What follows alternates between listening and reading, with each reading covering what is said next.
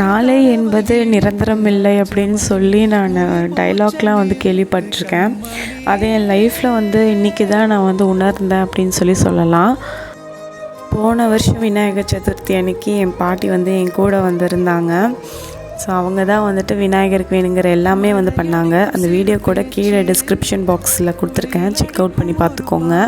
பால் கொழுக்கட்டையிலேருந்து விநாயகருக்கு வந்து அகவல் படிக்கிறதுலேருந்து விநாயகர் பற்றி பாட்டு பாடுறதுலேருந்து ரொம்ப சந்தோஷமாக போன வருஷம் கொண்டாடினோம் விநாயகர் சதுர்த்தி. இந்த தடவை தனியாக கொண்டாடுறப்போ ரொம்ப மனசு கஷ்டமாக இருக்குது.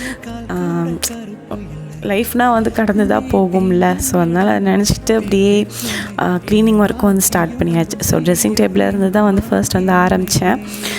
கொஞ்சம் டீ போட்டு குடிச்சிட்டு ட்ரெஸ்ஸிங் டேபிள் க்ளீன் பண்ணுறப்போ தான் வந்து ஒரு ஃபேஸ் பேக் வந்து கிடச்சிது.